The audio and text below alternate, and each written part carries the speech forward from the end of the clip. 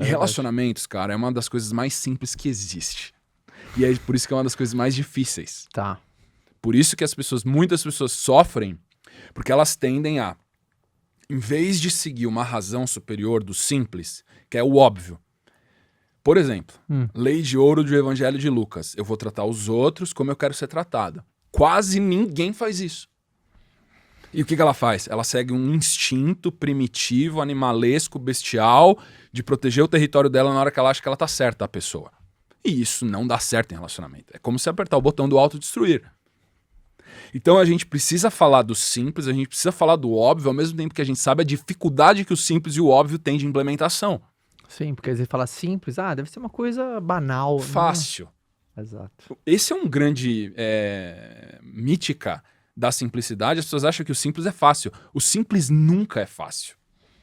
O simples nunca é fácil. Quanto mais simples, mais difícil. Leonardo da Vinci, o nível mais alto de sofisticação é a simplicidade. É verdade. Então a gente vai... Essa é uma coisa que as pessoas no senso comum acham que tá errado. É simples, então é fácil, então é banal. Não, o trivial é extremamente difícil. Um livro que eu gosto muito, que me impactou muito, eu li há mais de década atrás, chama Adam's Óbvio, não sei se você conhece. É um de capa branca? Tem várias edições, mas basicamente é um livrinho super pequenininho, é um livrinho de você tomar café e ler, e ele conta a história do Adam, que é um cara que é mediano em tudo, exceto em uma coisa, que ele tem uma capacidade extraordinária de ver o óbvio. E fala sobre a carreira dele de sucesso, saindo do nada e alcançando ápices absurdos só vendo o óbvio. E ninguém consegue entender como ele tira aqueles coelhos da cartola, que parece uma mágica, porque ele simplesmente vê o óbvio. E cada capítulo mostra ele mostrando um óbvio em certas situações, e ele tem uma carreira lá na área de marketing, no livro. Onde as pessoas ficam embasbacadas quando ele fala, por que não faz tal coisa para dar resultado? E aí a pessoa vai lá, faz e dá um resultado extraordinário. Como é que você descobriu isso? Cara, é óbvio, eu tava olhando. Só que para você ver o óbvio, você tem que estar muito presente. Então existe uma premissa, um pré-requisito para o simples e para o óbvio, que é estado de presença. Uau. Se eu não tenho presença, eu não consigo fazer a suspensão emocional. Porque o grande inimigo da presença é a onda emocional. E a gente é a geração que acelera os áudios, né? Super estímulo, super emoções, super adrenalina. O tempo todo eu tô me colocando num estado de tendência bestial.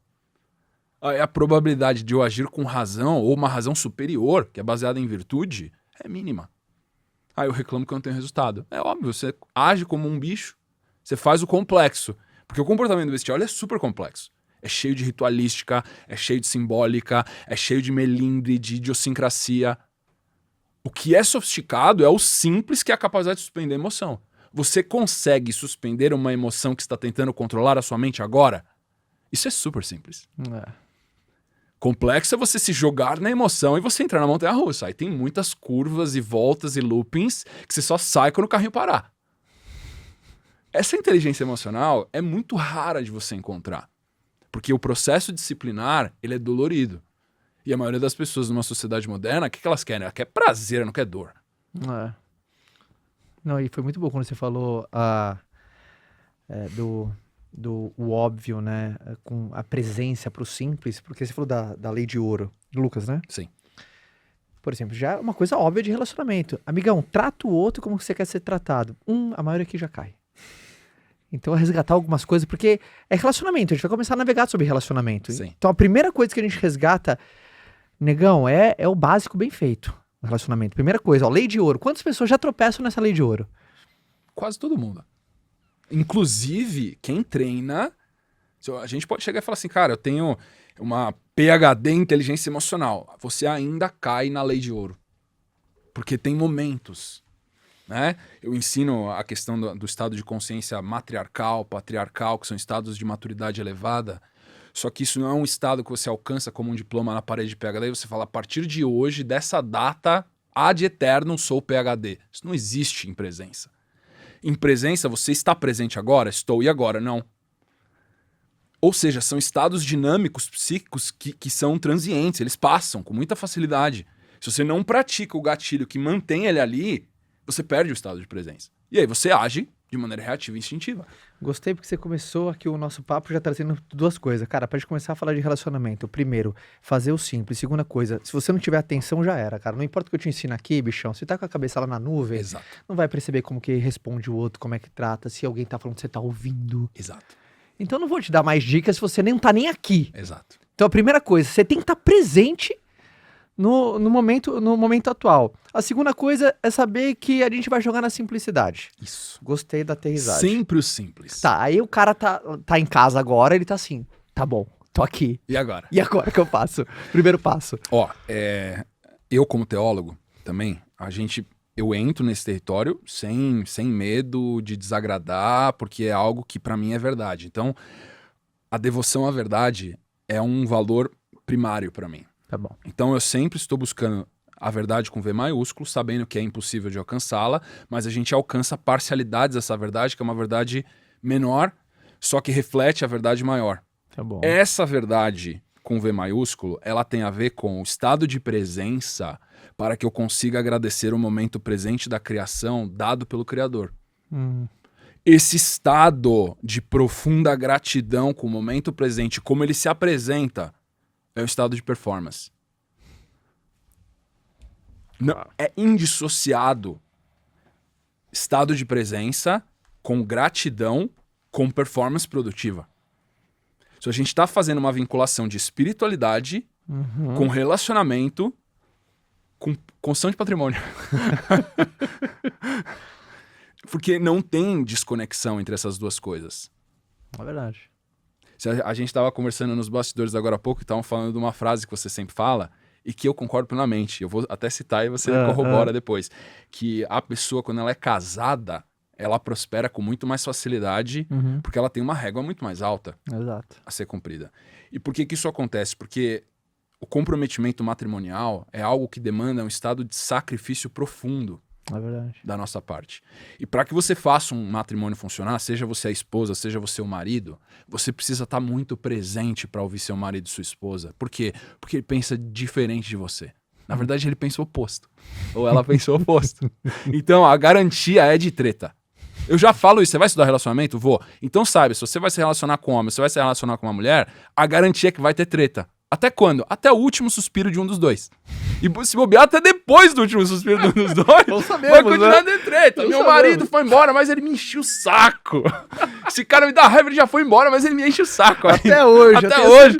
Foi ele que derrubou esse copo d'água. Caiu sozinho aqui. Caiu, foi ele que derrubou. Então, essa garantia, isso é uma coisa que eu levo com muito humor com a minha esposa também. Tipo assim, que você tem uma capacidade de me irritar que é impressionante. Ela fala assim, é igual a sua. Você acha que eu tô o quê? Eu tô puta aqui, não quero nem olhar na sua cara, sai da minha frente. E a gente tem que aprender, de certa maneira, em relacionamentos, aprender a brigar. Isso é uma coisa que pra você fazer um matrimônio funcionar, quando tem atração, quando tem magnetismo, quando é uma cooperação real entre um homem e uma mulher, vai ter treta. E você falou num jeito diferente, né? Contra-intuitivo que você falou, você tem que aprender a brigar. A maioria das pessoas fala assim, não... Você não tem que... Tem que aprender a não brigar. Não briguem. Não. Uma vez eu vi o Cortella falando a diferença entre conflito e confronto. Conflito é quando uma parte está debatendo com a outra, mas as duas querem que tudo se resolva. Confronto é quando um lado quer anular o outro. Ele fala, conflito gera evolução, confronto gera guerra. Então, você aprender a conflitar com quem você quer que as coisas melhorem é fundamental. É porque você tem uma conotação de desrespeito no confronto. É verdade. Você está desrespeitando a autoridade como ser humano, como esposa, como marido da outra pessoa, sendo que se você partir de uma premissa, bom, eu agradeço o momento presente do jeito que é, treta com a minha esposa. Tá. O que eu faço agora? Cara, vou ouvir para entender a treta, porque antes de eu entender o problema, eu não vou ter solução. Muitas pessoas querem resolver problema sem entender o problema. A pessoa quer fazer alguma coisa para resolver o problema. Aí o que acontece? Muitas pessoas elas agem de maneira reativa e animalesca. Aí ela tenta agradar, ela tenta ser melosa, ela tenta fazer chantagem emocional, ela tenta controlar o comportamento do outro de alguma maneira, porque esse comportamento é desconfortável. O que acontece com a outra pessoa, quando ela percebe esse instinto de tentativa de controle, é que ela se emputece mais ainda. É verdade. Ela fala assim, cara, esse comportamento seu, você tá achando que tá me agradando, na verdade você tá me mostrando que você me desrespeita. Porque quando você entra num conflito com uma pessoa, num debate real, e você tá ouvindo os argumentos dela, ela tá ouvindo o seu argumento, você sabe que é respeitado. Respeito é um dos princípios relacionais. Verdade, respeito e diálogo. Só é possível chegar na epítome do diálogo quando tem verdade e respeito. E quando você diz verdade, é ser honesto na fala? Autêntico. Tá bom. Até mesmo no erro. Quando você é autêntico no erro e você expõe isso de maneira respeitosa, respeitando a verdade do outro, aí pode ter troca de ideia. Verdade, respeito e Diálogo. diálogo. Diálogo do grego, de logos, dois sabem ou dois que se atravessam. Nossa, bonito, hein? Então, você vê, as línguas antigas, elas têm essa característica de descrever um processo de ação. O hebraico, o aramaico, o grego, quando a gente fala de diálogo, de logos, a gente está falando de dois que se mutuamente atravessam. Isso é o que é diálogo no fato manifesto na vida. Só dá para dois se atravessarem se os dois se respeitam e estão abertos a serem atravessados pelo outro. Senão é impossível. Nossa.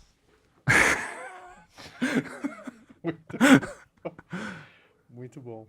O que a pessoa que confronta, faz e desrespeita, ela fecha uma redoma, Sim. ela cria uma armadura e ela fala assim, eu tenho a razão, seja uma razão impositiva ou seja uma razão manipulativa, onde ela vela as intenções dela para conseguir o que ela quer. Mas basicamente ela se torna impenetrável. E ela se fecha numa bolha de egoísmo e a outra pessoa sente que teve uma desconexão muito forte. Ela sente um profundo desrespeito, que é a quebra do princípio de respeito, que é violência.